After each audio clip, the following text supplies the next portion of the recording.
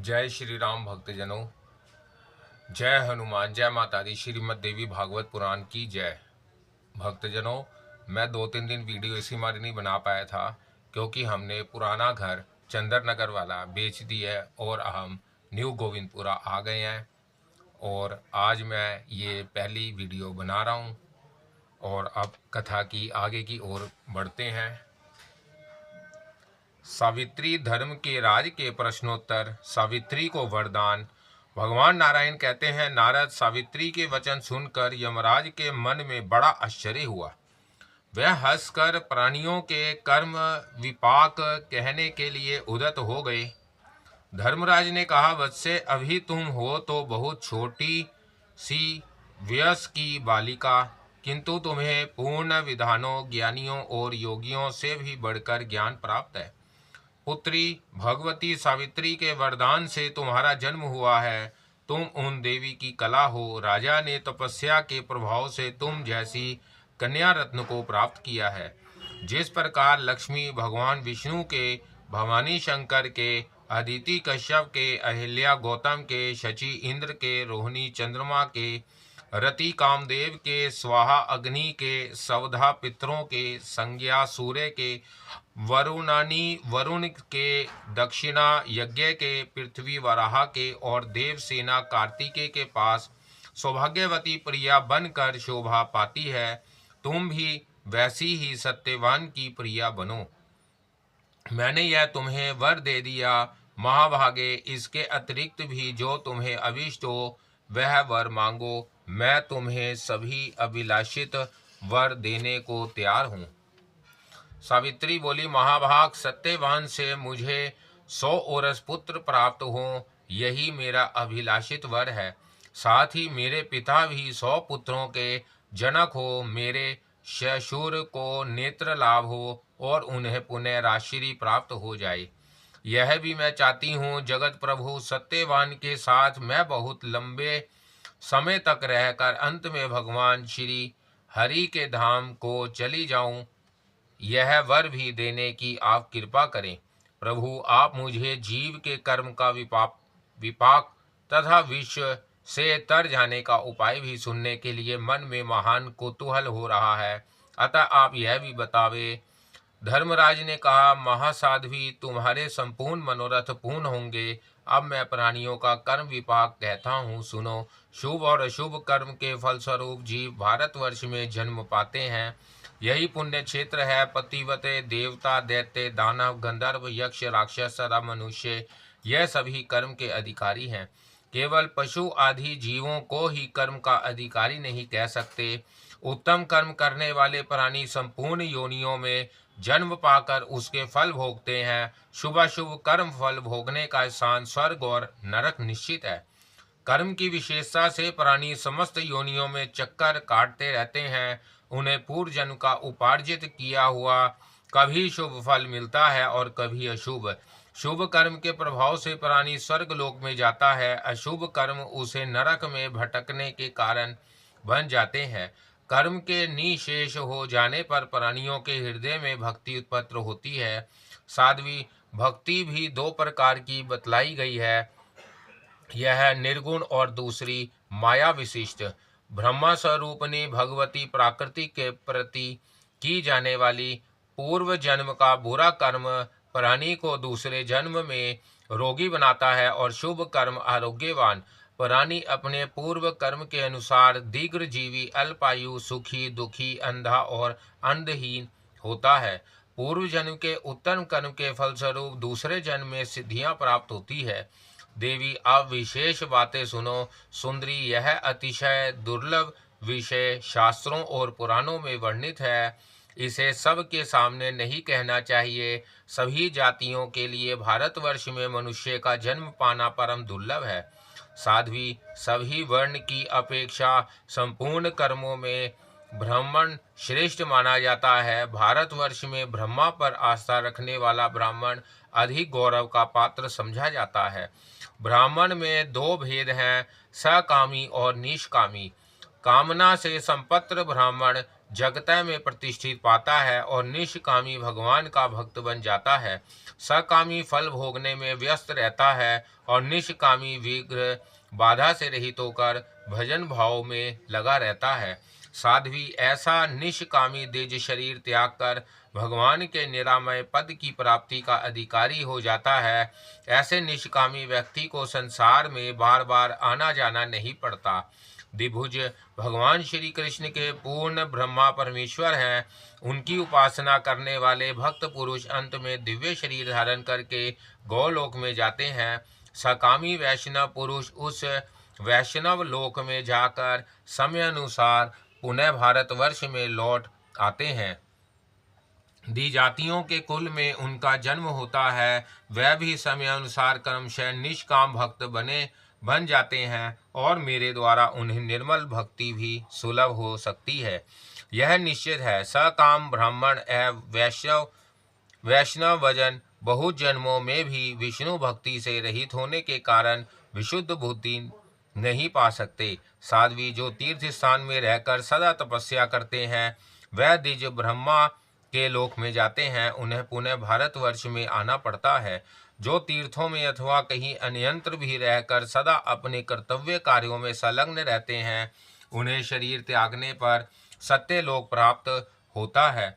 वह समयानुसार पुनः भारतवर्ष में जन्म पाते हैं।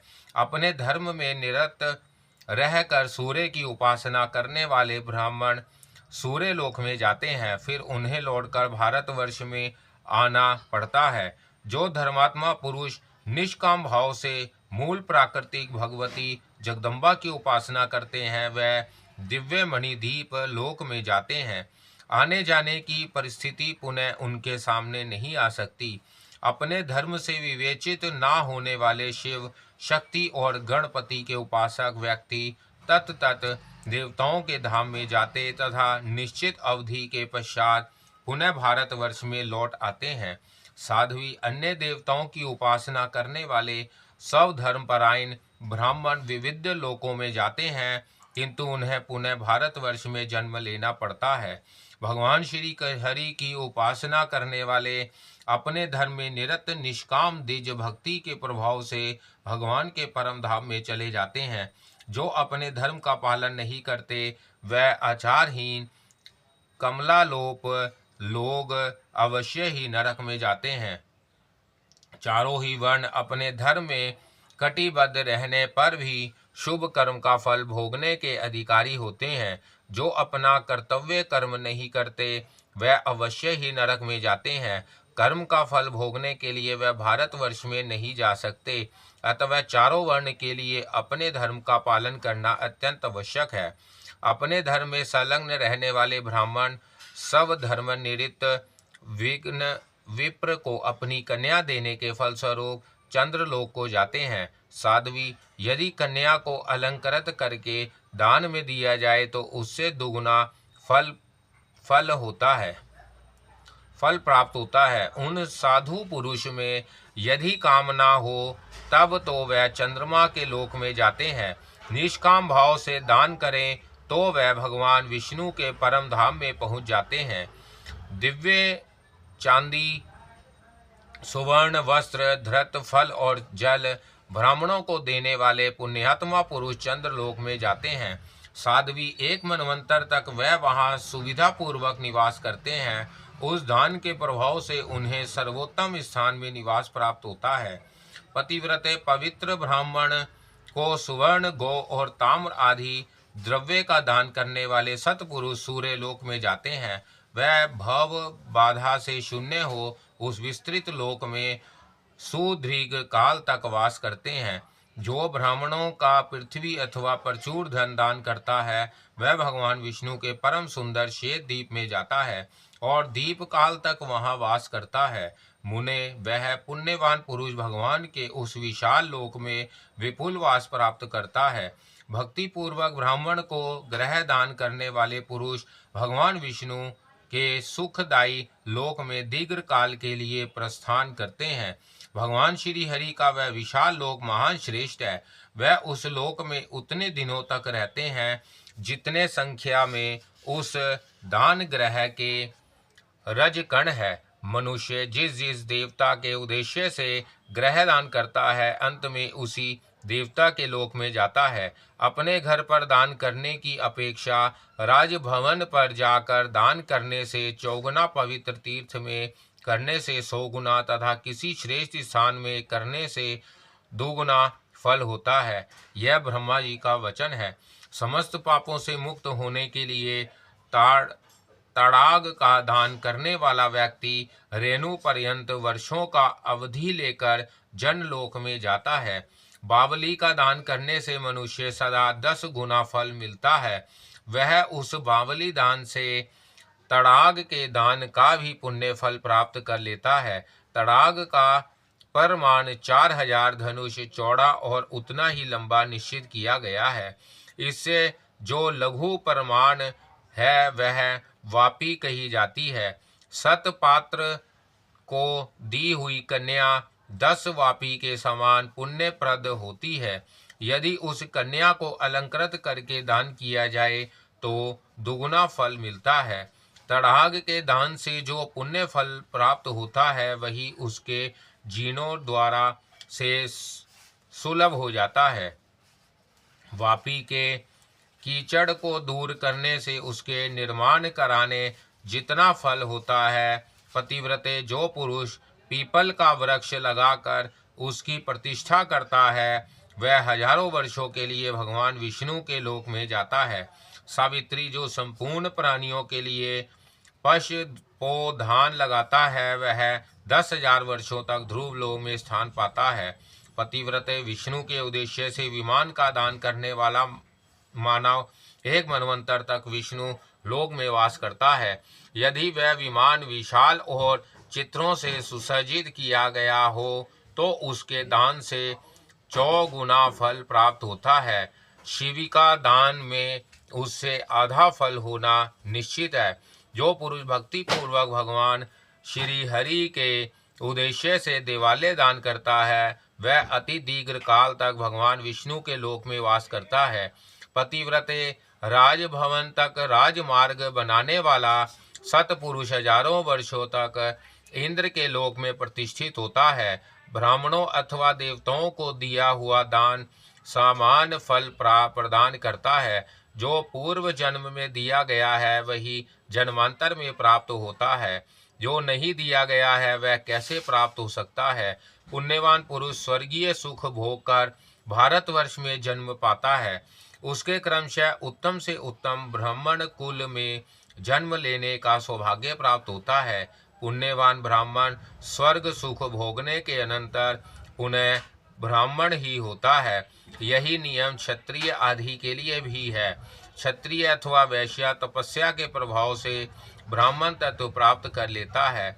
ऐसी बात श्रुति में सुनी जाती है। कितना ही काल क्यों ना बीत जाए बिना भोग किए कर्म क्षीण नहीं हो सकते। अपने किए हुए शुभ और अशुभ कर्मों का फल प्राणियों को अवश्य भोगना पड़ता है। देवता और तीर्थ की सहायता तथा काव्योहु से प्राणी शुद्ध हो जाता है। साध्वी, यह कुछ बातें तो तुम्हें बतला दी, अब आगे और क्या सुनना चाहती हो।